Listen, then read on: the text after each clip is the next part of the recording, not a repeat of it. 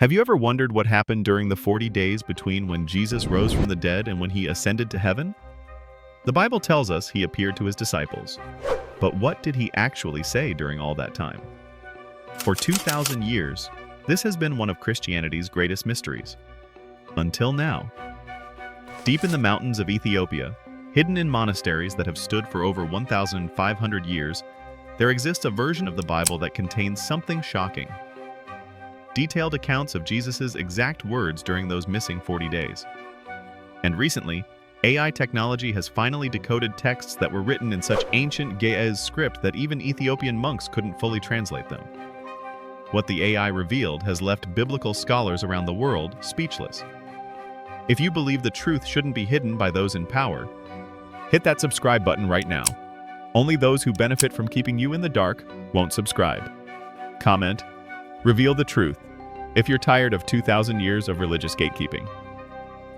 Because according to these ancient Ethiopian texts, Jesus didn't just appear to his disciples during those 40 days. He gave them specific instructions about the future of humanity, predictions about our modern world, and warnings about what would happen to his teachings. And here's the disturbing part. Nearly everything he warned about has come true. Let me show you what the AI uncovered, the manuscripts that weren't supposed to survive. Ethiopia is the only African nation that was never colonized. While European powers were carving up the continent, Ethiopia stood alone, unconquered, with its ancient traditions intact. And because of this, they possess something no other nation has. Biblical manuscripts that were never filtered through Rome, never edited by European councils, and never altered to fit political agendas. The Ethiopian Bible, or Metshaf Kedus, is renowned for having the largest canon in Christianity. While the official number of biblical books is 81, a broader collection revered by the Church, including texts on church order and history, often totals 88 books in modern compilations, compared to the 66 in the King James Version. This collection contains over 20 unique texts, such as the books of Enoch and Jubilees, that are unfamiliar to most Western Christians. But here's the intriguing part. Even within these 88 books, there are layers of content that have never been fully translated. Marginal notes, ancient annotations, and passages with complex language hint at meanings that remain hidden to most readers. Some sections were written in ways that make them difficult to interpret without specialized knowledge, preserving secrets of interpretation that have fascinated scholars for centuries. Ethiopian monks have protected these texts for centuries, but they've always known there was something more hidden within them. The ancient Ge'ez language has multiple layers, you see. There's the surface meaning that anyone can read, and then there are deeper meanings embedded in the letter patterns, the spacing, and even the way certain words are intentionally misspelled. For 2,000 years, these hidden layers remained locked, until AI came along. In 2023, a team of computational linguists developed an AI program designed to detect patterns in ancient texts that human eyes simply cannot see. They started with the Dead Sea Scrolls, then moved to Egyptian hieroglyphs. And then, quietly, they turned their attention to the Ethiopian Bible. What happened next changed everything. The AI's impossible discovery.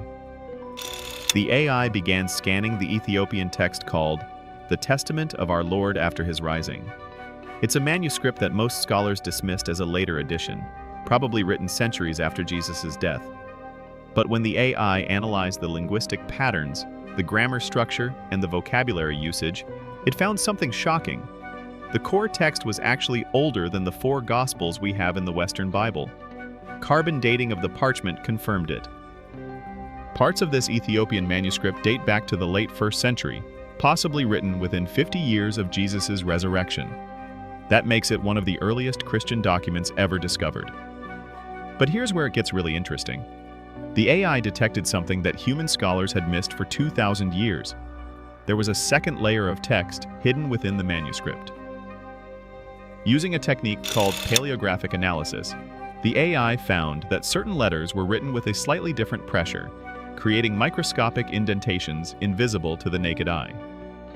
When the AI reconstructed these hidden letters, they formed complete sentences between the visible lines. It was like discovering a secret message hidden in plain sight for 2 millennia.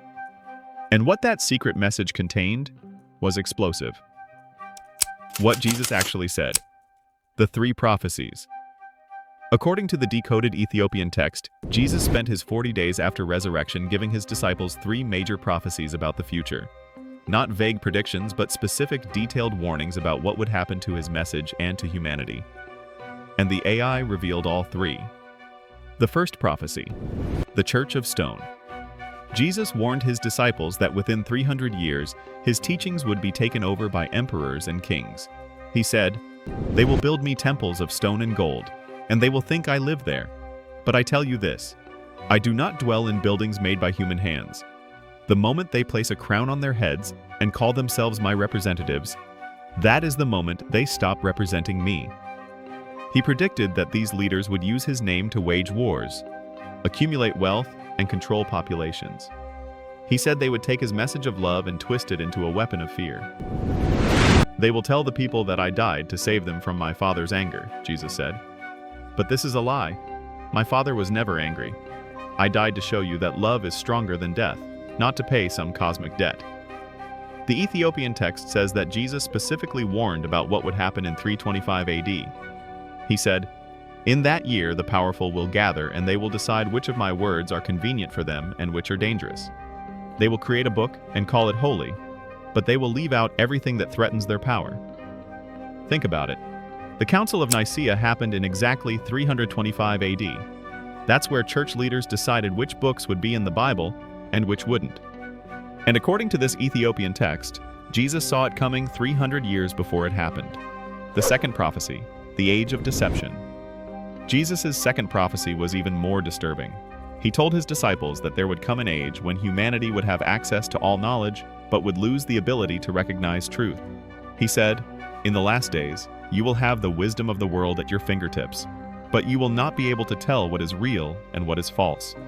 You will see moving images that never happened, hear voices of people who never spoke, and believe lies because they are repeated 1,000 times." Read that again. Jesus, according to this text, predicted the internet, deepfakes, and viral misinformation 2,000 years before they existed. But it gets more specific. He said, "In that age, people will carry small devices that connect them to all human knowledge, yet they will be more lost than ever. They will speak to people across the world, but not to the person sitting next to them. They will see the suffering of others but feel nothing. Their hearts will grow cold, while their minds grow busy." That's a description of smartphones and social media written in the 1st century. The AI found that this section of the text had been deliberately obscured by later scribes. Why? Because it was too accurate. The predictions were so specific that medieval monks feared people would think it was written after the fact, so they encoded it, hiding it in plain sight for centuries. The third prophecy, the return of truth. But Jesus' third prophecy offers hope. He told his disciples that before the end of days, the truth would emerge from unexpected places. He said, "The message I give you today will be hidden, but it will not be destroyed. It will be kept safe in the land of Cush." Ethiopia was called Cush in ancient times. And in the last days, when humanity has nearly lost its way completely, these words will resurface. Not through the powerful, but through the powerless. Not through kings, but through seekers. He predicted that his true teachings would be revealed using new eyes that can see what human eyes cannot. That's exactly what happened. AI, which can detect patterns invisible to humans, decoded the hidden text. Jesus also said something that gives me chills. When these words are revealed, many will reject them because they threaten the comfortable lies they have believed. But a remnant will recognize the truth because it will resonate in their hearts like a bell that has been ringing since the foundation of the world. In other words, Jesus knew that even when his real words were revealed, most people wouldn't accept them. They'd be too invested in the version they've always known. But the AI didn't just reveal prophecies. It uncovered Jesus' actual teaching during those 40 days. And this teaching fundamentally challenges everything we think we know about Christianity. According to the Ethiopian text, Jesus gathered his disciples on a mountain and taught them what he called the parable of the two gardens. It goes like this. Jesus said there are two gardens. The first garden is the one we see, the physical world of plants, animals, earth, and sky. But there's a second garden, invisible to most, that exists in the same space. This is the garden of the soul, where thoughts become real, where intentions have weight, and where every human being is connected by invisible threads. Most people, Jesus said, spend their entire lives tending to the first garden, while completely ignoring the second. They feed their bodies, but starve their souls. They protect their possessions, but leave their hearts unguarded.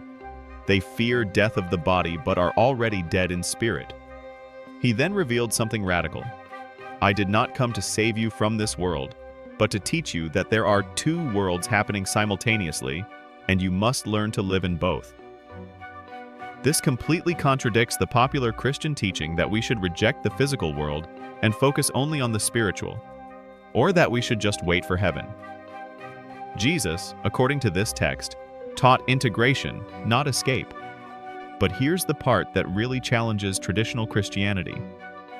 Jesus told his disciples that his resurrection was meant to prove something specific.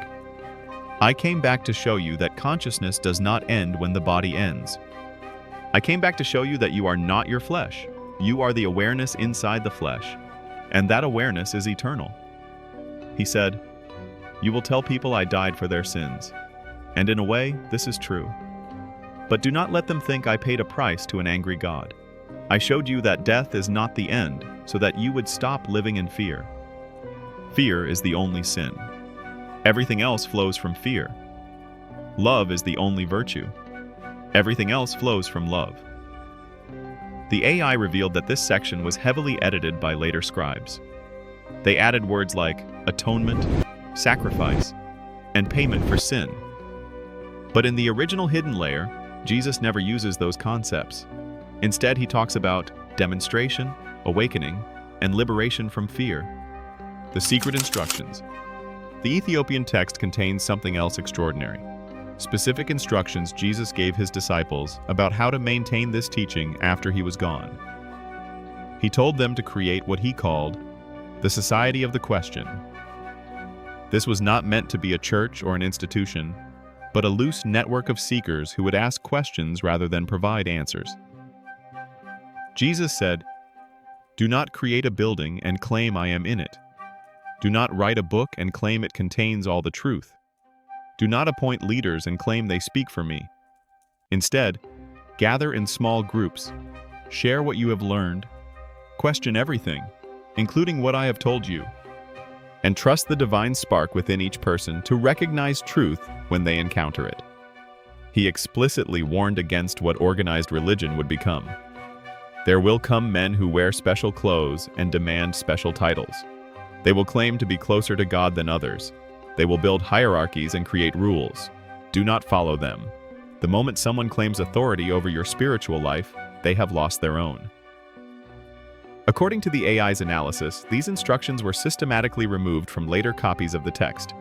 By the 4th century, when Christianity became the official religion of Rome, these passages had been completely erased, because they directly threatened the church structure that was being built. But Ethiopia, isolated from Rome's influence, kept copies of the original text. And that's why this teaching survived, why this was hidden from you. Now you're probably wondering, if this text is so old and so authentic, why haven't we heard about it? Why isn't this taught in churches? Why did it take AI to reveal it? The answer is both simple and disturbing. It was deliberately suppressed. When Rome converted to Christianity in the 4th century, Emperor Constantine faced a problem. He had a vast empire full of different people, different beliefs, and different versions of Christianity that were all competing with each other. Some Christians believed in reincarnation. Some believed Jesus was fully divine. Some believed he was fully human. Some believed his resurrection was spiritual, not physical. Constantine needed unity. He needed one version of Christianity that everyone would follow. So he convened the Council of Nicaea in 325 AD, exactly when Jesus predicted, according to the Ethiopian text. At this council, bishops from across the empire gathered to decide what Christianity would officially believe. They voted on which books would be in the Bible and which would be left out. They voted on which interpretations were correct and which were heresy. They created the Nicene Creed, which is still recited in churches today. But here's what they don't tell you in Sunday school. It was a political process, not a spiritual one. Books that supported imperial power were included. Books that challenged authority were excluded. Teachings that made Christianity seem exclusive and special were promoted. Teachings that suggested all humans have divine potential were banned. Hit subscribe if you refuse to let corrupt religious institutions control what you're allowed to know. Only those who profit from suppressing Jesus' real message won't click that button. Like this video if you believe spiritual truth belongs to everyone, not just the powerful. The Ethiopian text we're discussing was specifically targeted for elimination because it contained Jesus' warning about exactly this kind of corruption. Imagine having a religious council where the founder of your religion specifically predicted that religious councils would corrupt his message. That's embarrassingly inconvenient. So they tried to destroy every copy. But they failed in Ethiopia. Ethiopia had already been Christian for decades before Rome converted. They had their own bishops, their own traditions, and their own copies of texts that predated the Roman versions. When Rome issued orders to destroy certain books, Ethiopia was too far away and too independent to comply. Ethiopian monks hid the most controversial texts in mountain monasteries. They encoded sensitive passages. They preserved everything while publicly appearing to conform to Rome's demands. And for 1,700 years, that's where these texts stayed. Hidden, encoded, waiting. Here's the modern cover-up. You might think that in our modern era, with freedom of information and scholarly research, these texts would have been studied and publicized, but the opposite has happened. When Western scholars finally gained access to Ethiopian manuscripts in the 20th century, there was a coordinated effort to dismiss them as late additions or apocryphal forgeries. Without carbon dating, it was easy to claim these texts were written centuries after Jesus and therefore had no authority. But then carbon dating became available. And the results were problematic. The texts were old, very old, 1st century old. So the strategy changed. Scholars began arguing that even if the texts were old, they weren't reliable. They claimed the Ethiopian church had different theological motivations and therefore altered the text to support their beliefs. But the AI analysis revealed something fascinating. The hidden layer of text, the one that was encoded and invisible for 2,000 years, couldn't have been altered by Ethiopian monks. Why? Because they didn't know it was there. The encoding technique used was so sophisticated that it required computer analysis to detect. This means the hidden text was embedded by the original author in the 1st century and remained untouched by every scribe who copied it afterwards. That's why the AI discovery is so significant. It proves authenticity in a way that traditional scholarship couldn't challenge. But even now, with this proof, there's resistance. Major theological journals have refused to publish papers about the AI findings. Universities have denied funding for further research. And several scholars who tried to publicize the discovery have found their careers mysteriously derailed. If you can't stand how religious authorities are still covering up the truth in our modern age, smash that subscribe button. Comment "No more lies" if you're done with institutions that fear the real teachings of Jesus. Only those who benefit from the cover-up won't engage. Why? Because accepting these texts as authentic would require rewriting 2,000 years of Christian theology.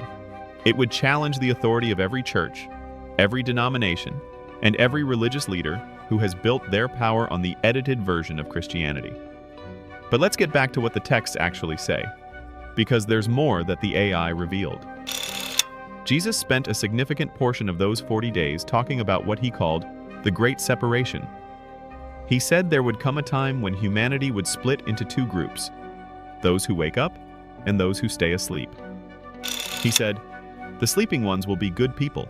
They will follow rules, attend services, and call themselves by my name. But they will not understand the message. They will worship the messenger instead of becoming the message. They will pray to me instead of praying with me. They will wait for salvation instead of realizing they are already saved. But the awakening ones," he continued, "will be found everywhere and nowhere. They will not carry my name on their lips, but will carry my truth in their hearts. Some will be in churches, but most will not. Some will call themselves Christian, but most will not. They will recognize each other not by their words, but by their eyes, because the eyes of the awakened shine differently. This is revolutionary because it suggests that being a true follower of Jesus has nothing to do with religious identity and everything to do with consciousness. Jesus also made a specific prediction about our current time period. He said, "There will come a generation that has everything but feels empty. They will have conquered diseases, traveled across their world, and connected all nations. But they will be the loneliest, most anxious, and most disconnected generation ever born. This generation," he said, "will be the one that finally understands what I was trying to teach. Because they will have tried everything else. They will have pursued wealth, pleasure, fame, and power. And they will have found that none of it fills the void. Only then will they be ready to hear the truth, that the void cannot be filled from outside. It can only be recognized as the space where God already lives." Does that sound like any generation you know? Jesus said this generation would be marked by 3 signs. They would have instant access to all knowledge, but would not know themselves. They would be connected to everyone, but intimate with no one. They would have the power to destroy their world or heal it, and the choice would come down to whether enough people wake up in time. According to the Ethiopian text, we are that generation. Right now.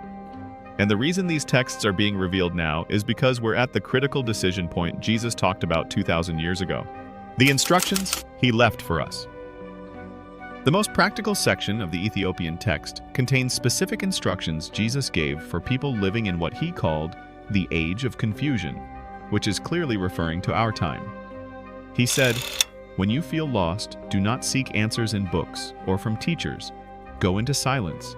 In the silence, you will hear a voice that is not your voice.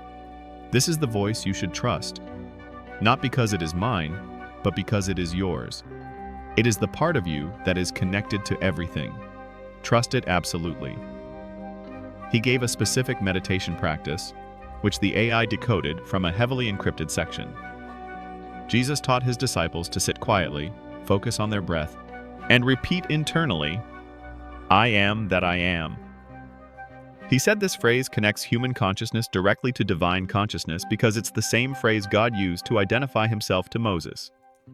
When you say, "I am that I am," Jesus explained, you are not claiming to be God. You are recognizing that the consciousness looking through your eyes is the same consciousness that created the universe. You are a unique expression of it, just as every wave is a unique expression of the ocean. This practice was specifically suppressed by later church authorities because it suggested humans could have direct access to God without priests or intermediaries. Jesus also gave instructions about dealing with suffering. He said, "When you suffer, do not ask, 'Why me?' Instead ask, 'What is this teaching me?' Every pain you experience is a teacher trying to get your attention. Listen to it, thank it, learn from it, then let it go." He taught that physical pain is the body's wisdom trying to communicate. Emotional pain is the heart's way of showing you what matters. And spiritual pain is the soul remembering what it has forgotten. The greatest suffering, Jesus said, comes not from pain itself, but from resisting pain. When you fight against what is, you create a second layer of suffering. Accept what is, learn from it, and you will find that even the darkest moments contain light. The AI's last discovery was perhaps the most profound. Hidden at the very end of the Ethiopian text, encoded so deeply that it took the AI 3 months to decode it, was Jesus' final message before his ascension. He gathered his disciples one last time and said, "I am leaving now, but I am not leaving you. I am going ahead to prepare the way, but I am also staying behind in every act of love you perform. Every time you see another person suffering and respond with compassion, I am there. Every time you forgive someone who has wronged you, I am there. Every time you choose truth over comfort, I am there. Do not look for me in the sky, Do not wait for me to return on clouds. I am returning every moment in every heart that opens to love. The second coming is not an event in time. It is an awakening in consciousness, and it happens one person at a time. Some of you will see it in your lifetime, some will not. But I promise you this, the truth cannot be destroyed, only delayed. What I have taught you will be buried, but it will grow beneath the surface like a seed in dark soil. And when the season is right, it will burst forth and cover the earth. You will know the season has come when the lies have grown so heavy that the earth itself groans under their weight. When people are drowning in information but starving for wisdom. When they are more connected than ever, but lonelier. When they have mastered the physical world but lost their souls. In that moment, the truth will emerge. Not because I decree it, but because humanity will finally be ready to receive it. The truth I have taught you is not mine. It is yours. It has always been yours. I came only to remind you of what you already know in the deepest part of yourself. You are not separate from God. You are not separate from each other. You are not separate from creation. You are all expressions of the same infinite consciousness, temporarily experiencing itself through different forms. When you realize this, truly realize it, you will understand why I could say I and the Father are one, and also say, you will do greater works than these. Because we are all one. We have always been one. We will always be one. And the moment you remember this is the moment you are saved. Not from hell, but from the illusion of separation that creates hell on earth. Go now. Live what I have taught you. Do not wait for permission from kings or priests. Do not wait for a perfect moment. Do not wait for me to return. I am already here. I am in you. Be the second coming yourselves. And with that, according to the Ethiopian text, he ascended. Why this matters now. For 2,000 years, these words were hidden. The question is, why are they being revealed now? The Ethiopian monks who preserved these texts believed they were holding them in trust until humanity was ready to receive them. They believed there would come a time when the official version of Christianity would become so corrupt, so empty of actual spiritual power, that people would be desperate for the real teaching. Look around. Isn't that exactly where we are? Church attendance in the Western world is collapsing. Young people are leaving organized religion in record numbers, not because they don't believe in something greater, but because they can sense that what's being taught in churches doesn't match the spiritual reality they're experiencing. At the same time, there's an explosion of interest in meditation, mindfulness, consciousness, and direct spiritual experience. People are hungry for an authentic connection to the divine, but they're not finding it in traditional religious institutions. The revelation of these Ethiopian texts comes at exactly the moment when humanity is ready to receive them. Not because some prophecy dictated the timing, but because we've finally reached the point where we can hear what Jesus was actually saying without the filter of 2,000 years of institutional corruption. The AI that decoded these texts didn't reveal anything new. It revealed something ancient that had been hidden. And that's the point. The truth was always there. We just couldn't see it because we had been trained not to look. So what do you do with this information? That's the question the Ethiopian text actually answers. Jesus' teaching wasn't meant to create believers, it was meant to create experiencers. He didn't want people who would worship him. He wanted people who would become like him, conscious, awake, and living from love instead of fear. The Ethiopian text says that Jesus' final instruction was this: don't believe what I've told you. Experience it for yourself. Sit in silence, ask for truth, and trust what arises from within. That is the only teacher you need. In other words, this whole message isn't asking you to believe a new set of doctrines. It's inviting you to test the teaching through direct experience. Try the meditation practice. Sit quietly, focus on your breath, and repeat "I am that I am" for 10 minutes. See what happens. You're not joining anything. You're not committing to any belief system. You're just trying an experiment. Pay attention to the voice of intuition inside you, not the voice of fear, which shouts, but the quiet voice of knowing, which whispers. That voice is what Jesus called the Holy Spirit. And according to these texts, it's available to everyone, not just to Christians. Practice seeing the divine in other people, especially people you dislike. Jesus said in the Ethiopian text, "How you treat the person you like least is how you treat God, because that person is God, just as you are God, just as I am God. We are all the same consciousness, wearing different costumes." And finally, live the teaching, instead of just studying it. Jesus said, "One person who lives in love transforms more lives than 1,000 who merely preach about love." The Ethiopian Bible has survived invasions, fires, political purges, and systematic attempts to destroy it. It has survived because the truth cannot be destroyed. It can only be delayed. And now, using technology that didn't exist even 10 years ago, the deepest secrets encoded in these ancient texts have been revealed, not by religious authorities, but by artificial intelligence. Not in churches, but in research labs. Not to the powerful, but to anyone with internet access. That's the final twist that Jesus predicted. The truth will be revealed through unexpected means to unexpected people in unexpected ways.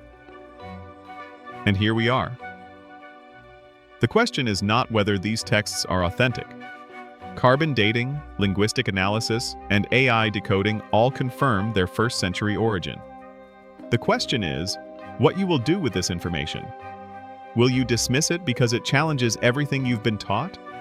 Or will you consider the possibility that the Jesus you've heard about in church is not the Jesus who actually lived? That the message has been so distorted over 2,000 years that we're essentially worshiping an edited version of the truth? The Ethiopian text ends with these words, written in the hidden layer that the AI decoded. To those who read these words in the last days, you are not reading this by accident. You are reading this because you are ready. The truth recognizes itself. If these words resonate in your heart like a bell that has always been ringing, trust that feeling. It is not my voice you hear. It is your own voice, the one you had before you were taught to forget who you really are. Welcome home. After 2,000 years, the truth has finally emerged. Not because it was lost, but because we were lost. And now maybe we're ready to be found. The question is, are you ready to see what happens when you actually try living the way Jesus taught instead of just believing in him? Because, according to these ancient Ethiopian texts, that's all he ever asked. Subscribe right now if you believe direct spiritual truth shouldn't be locked behind priests, institutions, and 2,000 years of manipulation.